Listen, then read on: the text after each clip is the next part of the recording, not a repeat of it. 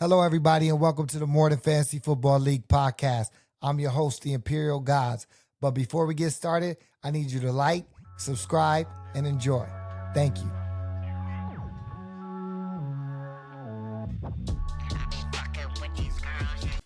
Hey, what's going on? Welcome, everybody, to the More Than Fantasy Football League podcast. I am your host, the Imperial Gods, and we are back for our second season, and I'm so excited.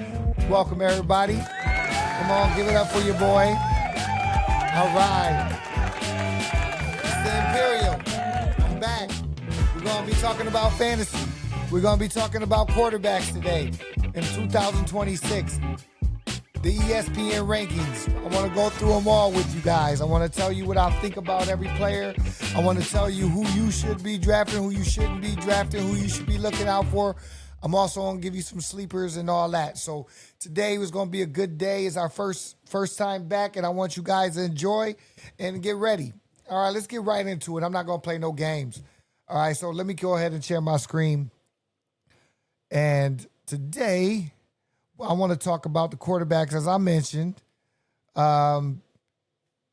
it's a big thing because, I mean, quarterbacks are, they touch the ball.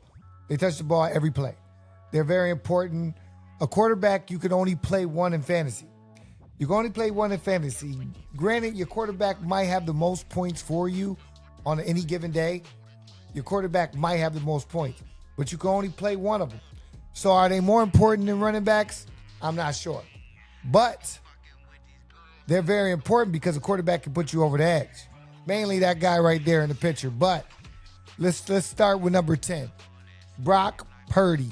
You guys know Brock Purdy? Huh?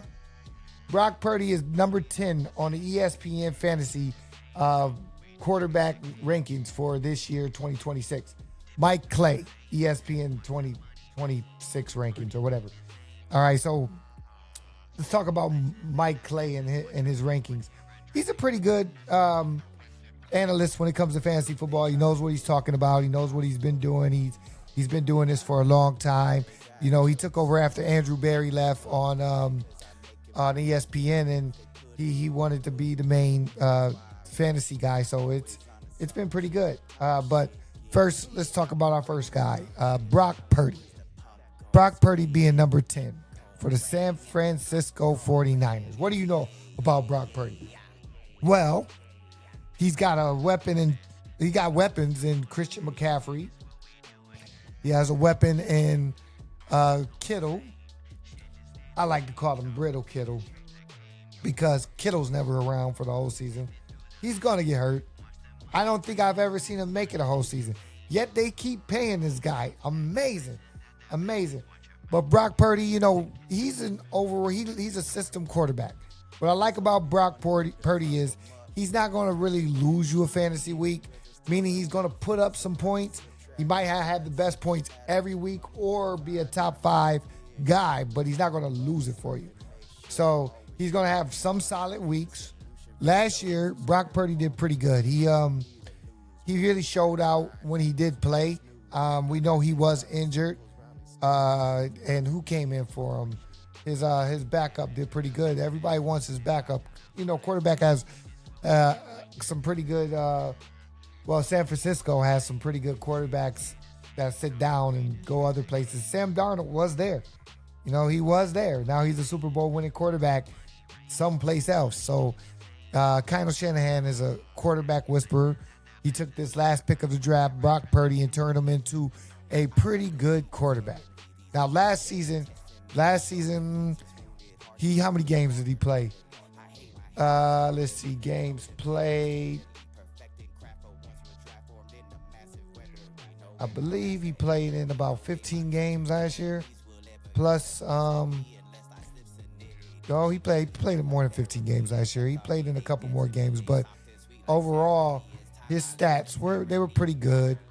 He put in 69% completions with 2,100 yards, 20 TDs, and 10 interceptions. He had 11 sacks. So he gets the ball out pretty well. And I mean, he missed, what, a third of the season? That's pretty good numbers for a third, for, half of the season almost. And you put up 20 touchdowns and 10 interceptions. That's pretty decent. I understand. I really get it. I'm good with that. Brock Purdy is not a Super Bowl winning quarterback for a fantasy team unless you have surrounding members around you. So what does this mean about Brock Purdy? That means that you picked him later on and he's your starting quarterback. That means you filled up all your other roster positions and you picked him somewhere around the 10th, 11th round, maybe 9th, 10th. He's a later quarterback. He might be your second quarterback. But on here, he's a top 10 quarterback. So if you can get two of these guys and you want to double up in quarterback and you miss out on a running back or a wide receiver later on in the draft, I don't recommend that personally. It's not something that I recommend. I recommend that if you're going to go for quarterback, you get the one you want and you fill up the roster spots and you wait till damn near the end of the draft to pick up your second quarterback. That's how the guys play. You might not be how you play, but hey, everybody's not me. I'm good with that. All right, so we've talked enough about Brock Purdy. Kyle Shanahan has a great system. He's been there forever. He knows his receivers. They don't have Ayuk no more, all that issues, but he still did well with the guys that he does have there, even when Kittle gets hurt. And he played, only a third of the season. So I anticipate him to have a decent year, but I don't anticipate him to be the reason that you win your fantasy. He's a great replacement quarterback. There'll be weeks on his schedule that you wish you had him. He'll be playing teams and he'll put up 40 points. A 40-point play, you can't go wrong with 40 points. Everybody wants that. That's banger numbers right there, people. Everybody likes banger numbers. And when you get the banger numbers, you're more successful in fantasy. Those 40-point games can get you over the top. Brock Purdy, I believe, can get you banger numbers 2 to 3 times a year. No more, no less. He's not going to put up, but he's going to average you about 20-something. And that's good. So go ahead, do your thing with Brock Purdy if you choose to go later on in the draft and scoop him and round out your other positions. I totally get it. He's not on my radar right now, but he is a decent quarterback. I will hand you that. Let's move on to your boy Matt Stafford sitting at number 9. Number 9, Matt Stafford, the MVP. Matt Stafford has an incredible defense, an incredible offense. That means the ball's going to be in his hands a lot, people. Puka Nacua, Devontae Adams. Great receivers. He's got weapons. He's got a line. He's a vet. He's wily. If he's healthy, he can move from this number 9 spot and take it to somewhere in the top 3. If everybody's healthy, if Puka Nacua plays, if Devontae Adams plays, if they got those backs back there, I really believe he could end up being a number 3 or number 4 guy in the top 5 instead of number 9. I don't see Matthew Stafford having any step backs this year or anything like that because he's an old wily vet. He's dependable. I would actually draft him as a starter in the 8th round. I would draft him as a starter in the 8th round. If he is my quarterback as a starter in the 8th round, that means that I've picked enough people for running back, wide receiver, so that I have depth by the 8th round, and he is my quarterback. And that depth, I got a couple bangers up there, and you know how much I love bangers. Got to be a banger. So you got to pick right, of course, if you're going to go ahead and draft him in the 8th round. But I do anticipate him having a great year. There's not much to say. It's on tape. You go out and look at Matt Stafford. He had an incredible year last year. It was MVP worthy. It was amazing. You really can't say you can't say anything bad about him. I mean, he's not going to give you a bunch of interceptions. He's going to give you points. They throw the ball to Puka Nacua. They throw the ball to Devontae Adams. He had an MVP season for a reason. For a reason. And that MVP season was amazing. Let's see what he did last year. Last year, in 2025, on 65% completion, he had 4,700 yards, 46 TDs, 8 interceptions, 3 fumbles, 29 carries, 1 yard. Wow. I've never seen that before. He had 29 carries with 1 yard. He was averaging less than a yard a carry. He never moves out the pocket. So he's throwing that ball. That's the difference. He's only throwing the ball. He's not going to get you rushing TDs. He's not going to get you rushing yards. He's going to get you points in the air on a high completion clip with a lot of touchdowns. I mean, 46 touchdowns. 46 last year. The defense only got better. The defense only got better, people. Understand, Imperial sees that they went ahead and grabbed one of the best corners in the game. And now they got Myles Garrett, who is the best defensive player in the game. The offense is going to have the ball. You want opportunities. Matt Stafford, will have a bunch of chances to keep throwing, to keep getting you points. Why? Because the defense is going to be on lockdown. What if Aaron Donald comes back? What are we looking at then? Huh? Aaron Donald jumps in and says, I want to come to training camp. Stafford's going to have the ball in his hands. He's going to have the ball in his hands. That's the guy you want to go for in the late round scenarios. Because he's over here, he's number 9. Age. People want the youth. People want the guys who run it. But he's not running as much, but he's got way more opportunities than most. Way more opportunities than most. Because he has an elite defense, 2 elite receivers, great running backs in the back, and a good line. I think that he's undervalued right here, especially putting up 46 touchdowns last year. And he's a great late round pick. If you get him as your late round quarterback, you have depth, you got to hit right, and what more can I say is the MVP. I believe in him. You should too. Why? Because the Imperial guys said so. But I do believe in him. I really do. I think that he's going to be okay this year. Granted, he's going to have the ball in his hands a lot more, and the defense is going to be so dominating. But he has one of the best weapons in the game today in Puka Nacua. The boy catches a billion balls. It's amazing. You know, I like to watch him play. I think that he's a top pick. I think that the way Matt Stafford throws him the ball, it's going to get you a lot of touchdowns. They're going to have a bunch of red zone opportunities.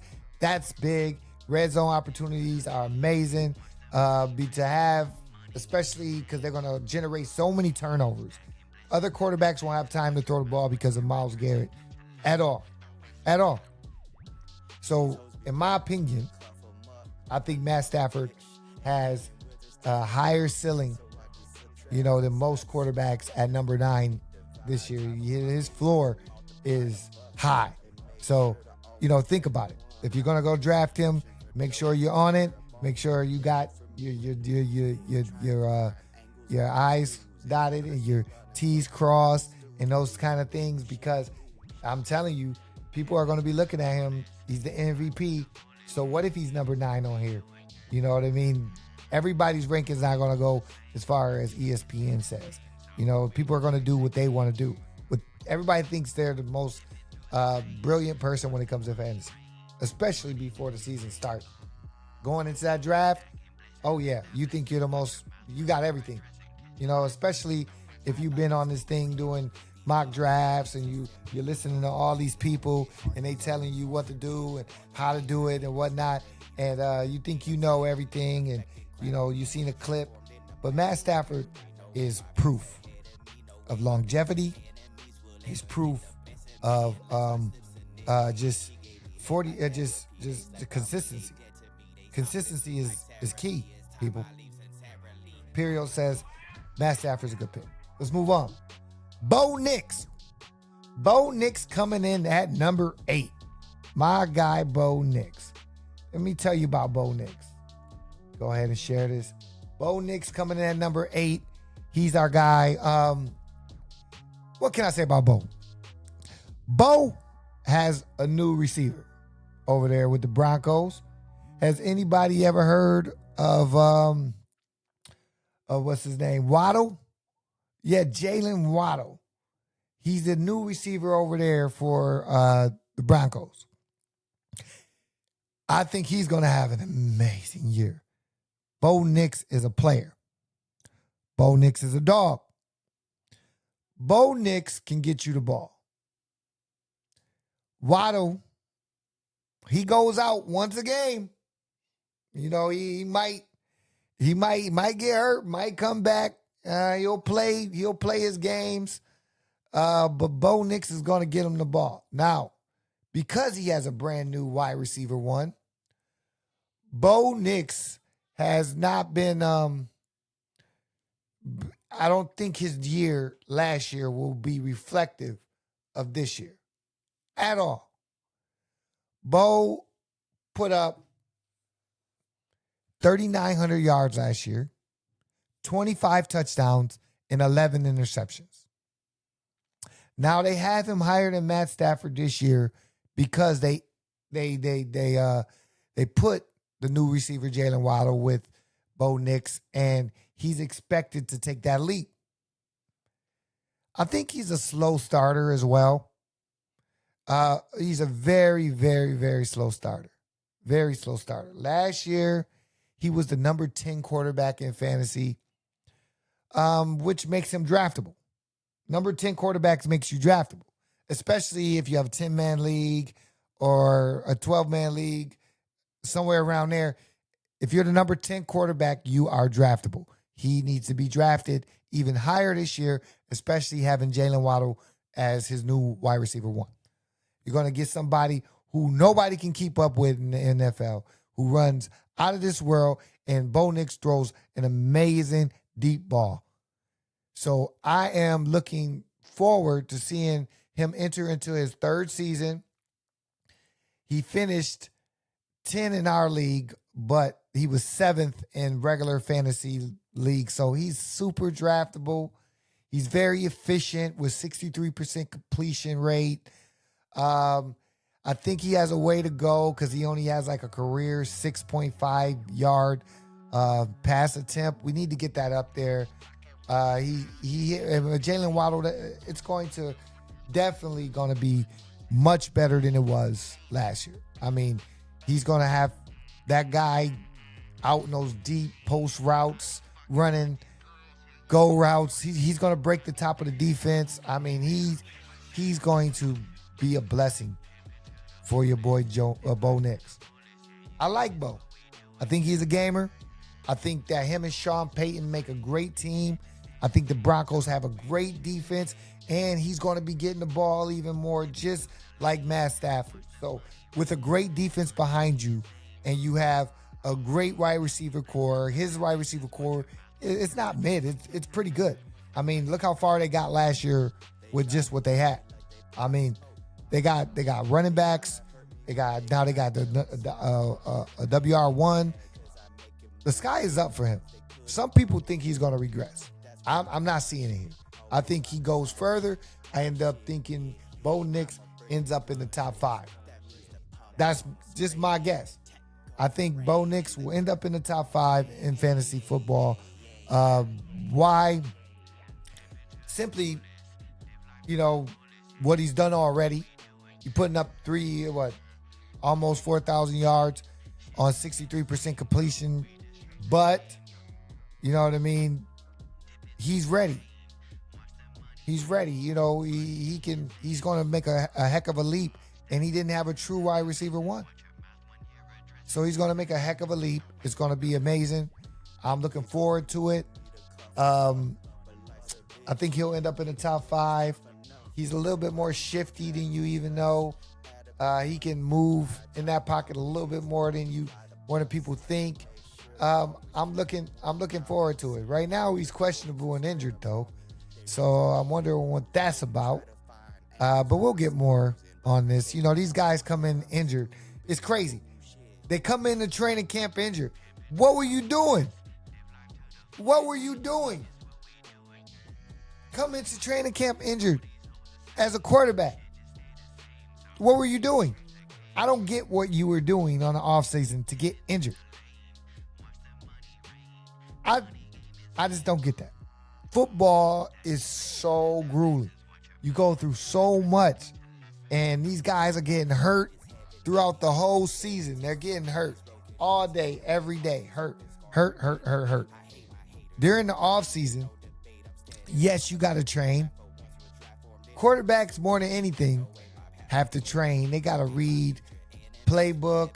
They got to know their personnel. But what could you possibly be doing as a quarterback to hurt yourself during the offseason?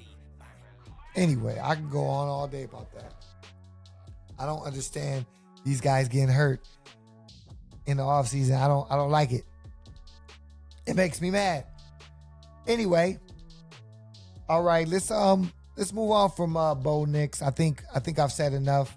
I think, just happy that he got him a WR1. Looking forward to seeing what he does with it this year. He's a gamer, putting up 4,000 yards, 25 touchdowns. I expect him to increase that by 5 with the touchdowns. So let's go ahead and give him 30 touchdowns, and let's see if we can keep his interceptions under 10. That's a good year. And, last year he had 82 carries for 355 yards, or 383 carries with 356 yards. So he runs the ball. He also had 5 TDs last year on the ground? 5? There's something you got to think about. He's still young. He's still mobile. 5 TDs on the ground. 25, that's 30 touchdowns total last year. So, honestly, total, he'll probably go another, I say he gets 8 touchdowns on the ground this year, and he'll put up 30 in the air. So, that's 38 touchdowns. That'll end somehow in the top 5. You can book it. All right, guys, let's go ahead and move on to your next guy. This guy, I believe, is a crash dummy. He's a crash dummy in life, and he's a crash dummy on the field. He's not a bad guy, this guy, Jackson Dart. He's not a bad guy at all, but he's a crash dummy. Let me tell you why he's a crash dummy. He loves to run.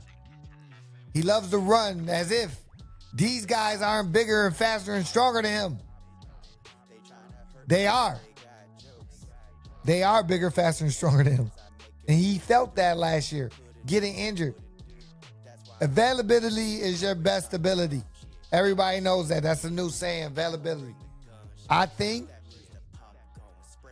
it's in his nature to run the ball and do all these things. I think Jackson Dart will miss Malik Neighbors his first week or 2 until he comes back. I think that Malik Neighbors not being in training camp will affect Jackson Dart. I think that Jackson Dart doesn't make a heck of a leap this year. I could be wrong, but I'm the Imperial. I think Scatterboo has got to come back, prove that he's not or can be, the man after the injury. I believe that, just them losing a couple, Wandale Robinson, I believe, is gone. They got a decent wide receiving core. They do. But not without their number one guy, Malik Neighbors. He needs to be there in training camp, ready to go. Because here's the thing. I feel like Jackson Dart and just me, I feel like without Malik Neighbors being there, he's going to turn into Superman and go crash dummy against these linebackers and these guys because he has belief in his legs too much. And I believe he'll be hurt by week 7. I don't wish that on nobody, of course. I don't think it's inevitable. I just think it happens. Why do I think it happens? It's just because it's in his nature to run the way he runs. And he doesn't like to slide. He's not a good slider. He's not a good slider at all. Jackson Dart being at your number 7 spot, it's crazy. I mean, to me, Jackson Dart is unproven. I haven't seen him wield. I haven't seen him make all the throws. I've seen him make a couple throws here and there. I mean, on the ground when he runs, he's a game changer. He's a game changer when he runs. Last year, I mean, he was pretty accurate at 63%. He only had 2,200 yards. Mind you, he didn't start. He didn't start the year. We give that to Russell Wilson. He didn't start the year, but when he got in, he gave him some energy. He had 2,200 yards, 15 touchdowns, 5 interceptions, couple fumbles, but he put up 487 yards on the ground with 86 carries. That's a lot of carries. If he stays healthy and on the field, I mean, we're talking, I think, this is my belief. If he's healthy and on the field the whole year, he'll have 800 to 900 yards on the ground. It sounds like a lot, but it's not. I mean, the kid didn't play. I mean, from when he was injured last year till, I mean, what did he start? He started week 4, and then he missed 1, 2, 3 games. So he played 11 games last year. 11 games, and he put up that many yards on the ground. That's crazy. If you're putting up 500 yards on the ground in 11 games, if you stay healthy and you do 17, we're looking at 800 to 900 yards a game. It could be 1,000-yard quarterback season because of the way this guy runs. He runs a lot. He doesn't believe in his arm as much as he believes in his legs, in my book. But he can make that step. This is a sophomore season. These guys can make these steps. Every year, they can make these steps. And especially young quarterbacks, because you never know what you're going to see on that second year. But I think he's a crash dummy. I think he's going to run more. I think he's going to try to slide, but he's going to forget. In the heat of the moment, when those guys are playing, all they're thinking about is winning the game. All they're thinking about is how to get a good play for their teams and put their bodies on the line. I believe that Jackson Dart is a crash out, and he's going to, he's not cognizant of things. Like, he just doesn't understand, like you need to stay here and protect your body and protect everything. Like, he does. Even in like going to see Trump, I'm not saying that that anything either way. It's just that it was going to be divisive. When he did that, it was going to be divisive. He had to know these things, but he's a crash dummy. He doesn't know these things. He doesn't know it. And he's a young, I smile all day, everything's great man who just runs when the fear of the ball can't be thrown. He's going to run after these linebackers and safeties, and he's going to get hit. And he has to know he can't do that, but he doesn't. It's just how he's built. I'm going to run. I'm going to do crash dummy stuff. Jackson Dart. I give him 3,400 yards before he gets hurt. He plays 12 to 13 games this year. Can you count on him as your fantasy quarterback? I don't think so. Um, I wouldn't put him at number 7 on this list. I just wouldn't. I wouldn't put him on this list at all. But ESPN has. I think he's a powder keg when it comes to injuries. It's just going to happen. So, just my thoughts on him. And these are just my thoughts on everybody. This is how I spin everybody. This is how I think of fantasy. And you know, I'm the Imperial guys when it comes to this thing for a reason. Is because the way I think of fantasy is in totality, and I think of it as, you know, not as a fan, but as a fantasy football player on every level. You know what I mean? I'm a fan of the game more than I am a fan of, you know, of the game of fantasy more than I am a fan of the game of football, honestly. I mean, I love football. I love to watch football, but fantasy makes it 30 times better. So my fanship comes there. That's where I start. All right. Let's move on to number 6. Joe Burrow. Joe, Ice Cold Joe. Joe Cool. That's what we like to call him, Joey Cool. He has the best wide receiver core in the league. Well, they're young. T. Higgins and Chase, both top guys that you want on your team. He's got a great running back there. Was that Chase Brown? He's got everything you want, and the line's pretty decent. He throws the ball. I mean, that boy throws the ball. He's amazing. He doesn't move like he used to when he first came, and that's injuries. But Joe Burrow, I mean, what did he last year? He went 66 completion year, but he only had 1,800 yards when he came back, 17 touchdowns, 5 interceptions. I mean, he only played, week 13 through week 18 and 2 games before he got hurt.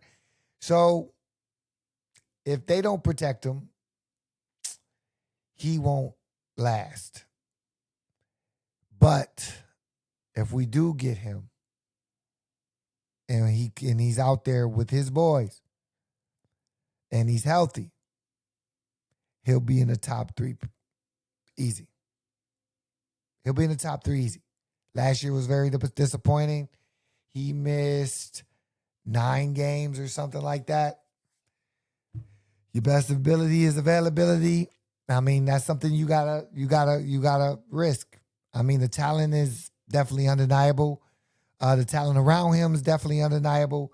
The team's going to throw the ball. If he's out there all season, he's going to have 1 million touchdowns. Last year, he will attempt it. It was bad. He's going to attempt to bounce back this year. I think he will. He'll end up in the top 5. But, I mean, that's everything I want to say about Joey Cool today. And because we already know, it's Joe Burrow. I mean, he's out there, he's going to do you justice. He's not out there, he's not going to do you justice. And you're going to be very upset.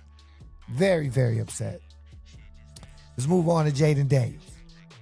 Jaden Daniels is in your top 5. Wow. Jaden Daniels. Him who did not play whatsoever last year. They're basing this off a rookie year. People, a rookie year. It's his 3rd year. But his 2nd year was riddled with all injury. And now we got to look at Jaden Daniels and we got to say, okay, you're a top 5 quarterback in fantasy coming off of injury. Here's the thing about quarterbacks and all these people when they're rookies. Sometimes when they have no tape on you, you look amazing. There's no tape on you. You do things, your tendencies aren't known. But let me tell you something about the NFL. They catch up quick. Real quick. They're looking at you. They're looking at everybody else. They're looking at every other player, and they're looking at your tendencies. They're breaking it down analytically. And guess what? They catch up to you. And the people who separate themselves are the people who can adjust. How can you adjust? What can you add on to your game so that they don't know your tendencies? So that you don't get a sophomore slump or go backwards. Now, this is his third season, Mr. Jaden Daniels, it is. Third season. But they're basing it off a rookie year because he got hurt in his sophomore season. You see what I'm saying? So now we know his tendencies. We'll see what he does this year. He's incredibly fast, but he's super skinny. He's injury prone. Super skinny. I don't like it. I don't like it at all. Best he does for me this year, in my opinion, is give you a top 15 quarterback because he'll get hit and he'll be on the bench hurt. Hurting. I'm not taking a risk. I don't like the wide receiver core. Scary Terry disappears all the time. Deebo Samuel, when he's not dressing like a woman, he's doing nothing anymore. He can't run routes. Who they supposed to be getting? Brandon Ayuk? That's who wants to go over there? I mean, he ain't played in 2 years. How is he on top 5? What about his core people around him tells you he's top 5 fantasy quarterback this year? Nah. I'm not with it.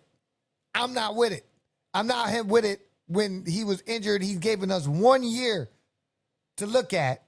And now we're in the second year of his real career because last year he was hurt 14 games or so. I'm not with it. Jaden Daniels does not belong at number 5, but ESPN has him there anyway. Mike Clay, nah, bro. I ain't with you. I'm not rolling with you. I don't believe in it. You got to show me. He going to have to show me. I ain't with it.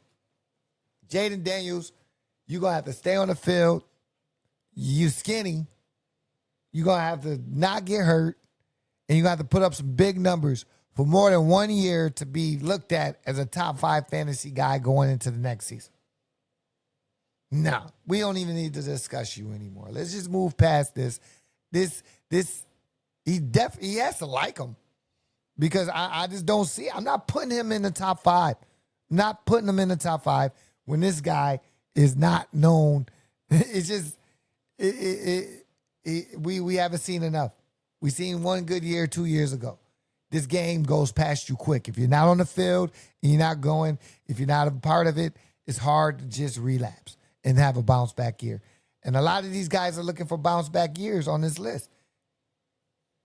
Let's see what happens. But this is my take on Jaden May. All right. Now, somebody I am excited about, Drake May. The best deep ball thrower in the game, people. Deep ball throwing is great. And guess who catches one of the best deep balls in the game? Guess. Does anybody know? His new wide receiver, A.J. Brown. He is chilling right now. Trust me. Because what he does best, his wide receiver also does best. That's how you get in the top 5. You go to the Super Bowl, you put up great numbers, you show your skills, and then you add a weapon that puts you over the hump. I mean, I'm in. Drake May last year put up 4,095 yards, 27 touchdowns, 11 interceptions. He had 5 fumbles, but he had 100 carries for 500 yards. This guy can end up being number 1 in fantasy football and quarterbacks next year. He added a real solid, not a solid, but a great wide receiver 1 who does what he does. They complement each other in every way. It's what you want. It's what you want. They complement each other in every way. Drake May is a great pick for fantasy. When do you take him? When do you take Drake May? See, thing is, Drake May's number 4, so you know what I mean. Does he get that consideration? You know, there's always a guy who jumps up to take quarterback in the first round. You know, there's a guy who always jumps up to take quarterback in the first round or second round or third round. My opinion, at the end of the day, Drake May won't be one of those guys, but everybody who passed on him are gonna wish they took him in that area, in that round. The guys that pass on Drake May are gonna wish they took him then. Drake May is probably one of the guys that you reach for in the first 3 rounds. I believe it. He probably is going to be our MVP. He's going to carry this team to an incredible record. He's going to win the AFC East. He's going to be favorites for the Super Bowl. And he's going to put up ungodly numbers with A.J. Brown back there. He's got great backs. And he's got just a great defense and overall supporting cast. Drake May is an amazing pick this year. If you go and reach for him, I will not blame you. Tell him the Imperial God sent you and said it was okay. Because he could have a better year than the guys above him. He could have a better year than the guys above him. And this is crazy. Now, the next guy above him is Jalen Hurts. Jalen Hurts lost his best receiver in A.J. Brown to Drake May.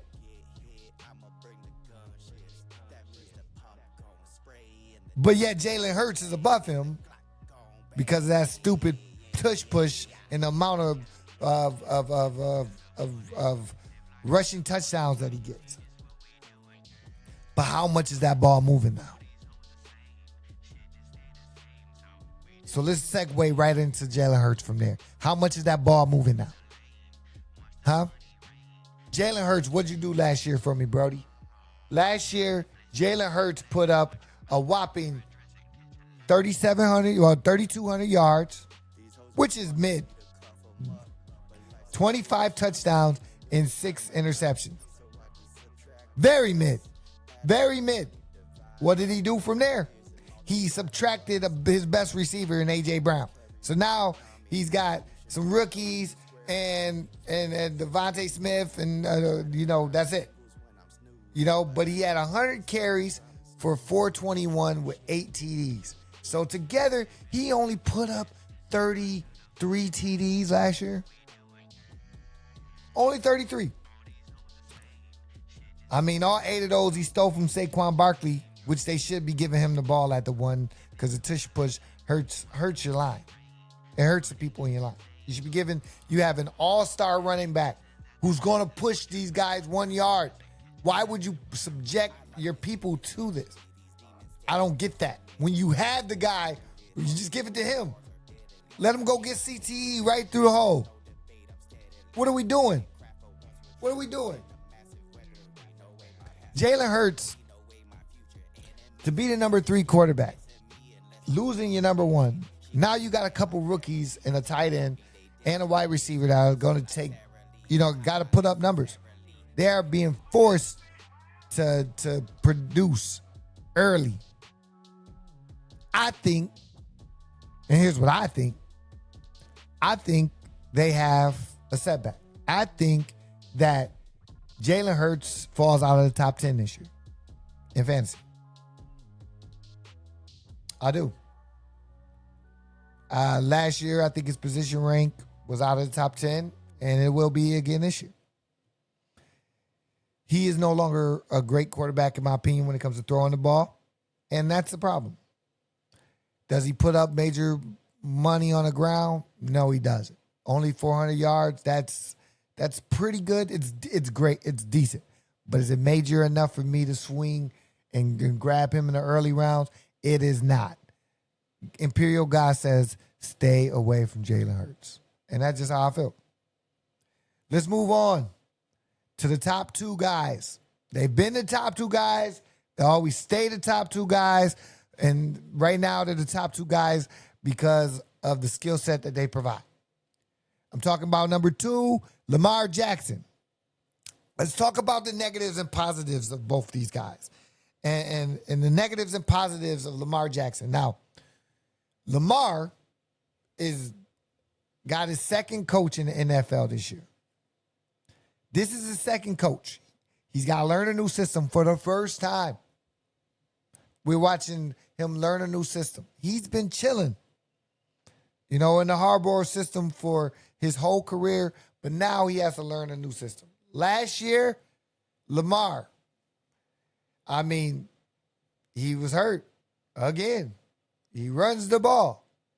He gets hurt. He puts up, he loses, 4 or 5 games. And then in the games he played in, he wasn't that good sometimes. But then he was good sometimes. There were games he didn't have no touchdowns. You know what I mean? It was just crazy just watching games where he just gets no touchdown. Cincinnati against the Jets, no touchdowns. He had no touchdowns against New England. God, if you're in the top 2, what is the issue? Well, I think that John lost the team. One, that happened. That's real. He lost the team. And nagging injuries. Lamar Jackson didn't want to go to training camp. He wasn't there for the team early. Those are telltale signs, people. I want you to watch out for guys who aren't at training camp, who aren't healthy going into training camp. Those are issues. Honestly, if you don't get off to a great start through the course of the season, it's not going to turn around for you as a quarterback. Quarterbacks need to be in a groove early. They need to be in a groove early. I believe that. This quarterback, when it comes to Lamar Jackson, he is the single most incredible athlete on the field most of the time. Nobody's faster than him. His arm's amazing. I think he has problems throwing outside the numbers sometimes. That's why his tight ends always get the benefit mostly of him passing. But he can, because of the incredible athlete that he is, he can almost bend the game to his will. He can see things and it slow down for him. But will that happen in a new system? With a new quarterback, with a new quarterback coach, with a new overall coach? You got everything new around you. Is he ready for this? I don't know what to think. I don't know how to feel about it. I'm not sure. I've never seen him in this kind of predicament. I think he's a great pick. I think he's worth going up. I think he's hopped into OTAs and he's being a part of the team at these early ages. He's healthy. He's trying to prove something. He wants to be the MVP again. He's done things in this league that are amazing. He hasn't won the chip, but who cares? This is fantasy football. We talk about what you do during the season, during fantasy. How do you help people win chips?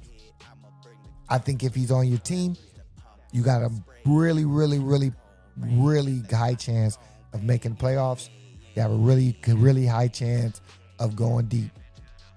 So if he's on your team, and he's healthy, you have a great chance of making a playoff. So let's just leave it at that. He's Lamar Jackson. And this last guy we're going to talk about today, Josh Allen. Mr. Allen. Mr. Allen is number 1 in fantasy year in, year out when it comes to quarterbacks.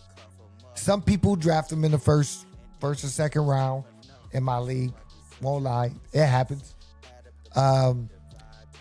He runs the ball. He throws the ball. He makes late game heroic. He understands. He can manipulate the game. He sees it. There's nothing better than having a guy who can do all those things for you, and he is one of them. He is one of them, and that's why he's the top guy. Josh plays football different than any other quarterback in the game. Because his skill set, along with Lamar Jackson, allow him to put up banger numbers consistently. His numbers will lead you to a playoff. and you're going to beat the Final Four teams. Easy. If he's on your team and you draft decent everywhere else, and you got a couple bangers, and you got him, you will go to the playoffs. It's just what it is. It is what it is, and you probably go to your Final Four, and if he doesn't shit on you, then you probably go to your chip. He can carry you there. He can carry your whole team. Just need minor pieces around him, and it'll take you as far as you want to go. He's the only guy up here, I think, that can do that consistently this year. Lamar can, but I'm not sure about what he's going to do with all these new coaches. You know, I'm not a completely sold on Lamar's coaches this year and how those guys are going to play out. I'm not completely sold on it. I think Lamar is an excellent talent. I think he's probably the best quarterback in the league when it comes to just overall, athleticism, just skill. But Josh is just more reliable. The whole team runs through him. He's the engine. He does have Cook back there, but I mean, when it comes down to it, Lamar Jackson and his team has always been running the ball. They always been about running and figuring out how to get points through running and passing to tight ends. Josh does everything. Josh throws the ball 80 yards. Josh throws the ball, 10 yards. Josh runs the ball, when you need him to. You can't tackle him. So, I mean, he's well worth the first quarterback selection off the board. Can you take him in the top 10 or your first 2 rounds of fantasy? Yes. Will he be taken in our league like that? Yes. And the person that gets him, will they go far? Yeah. But will he ultimately win you the fantasy championship? That remains to be seen. Will any of these guys win you the fantasy championship? Always remains to be seen. But these are just your top guys from ESPN. There's other guys out there, especially that deserve honorable mentions. We're not going to get into them today because we're going to talk about what's right in front of us. I mean, you only get 10 teams. Everybody's going to get one of these guys. These guys are getting drafted. All of them. What you got to do is you got to make sure that you're locked in and that your beliefs in your quarterback are they match your team. So everything that you do, and everything that you do when you go to pick a quarterback, you have to think about these things. What kind of team am I putting together? Am I going to be, since I got a quarterback early, do I got to go get me a backup quarterback quicker? And then I lose other positions, the wide receiver. You don't get a tight end till late. You don't get as many backs as you want. So there's always going to be pros and cons to this thing called fantasy football. But, you just got to figure it out. Put your feet in the ground. Put your thinking cap on. Understand that nobody's perfect in fantasy, but you have to use them for what you can. All right? You got to use them for what you can use them for. You have to. Don't get all caught up in one way to play. If you don't get the guy that you wanted, have a backup plan for another guy. Have a backup plan. There's some sleepers out there, of course. Find those sleepers. We'll have a sleeper episode. We'll go over all our sleepers in the quarterbacks, in the running backs, in the wide receivers. I'm just happy to be back for season 2. I'm glad you guys are here watching me. It's your boy, the Imperial. I'm having a good time. Thank you guys for coming out. This has been an incredible thing that I put together for you guys, and hopefully you love it. Keep watching the show, like, subscribe, all that good stuff, and just become a fan of the Imperial and what we got going on at More Than Fantasy Football podcast and everything we got going on with More Than Fantasy as well.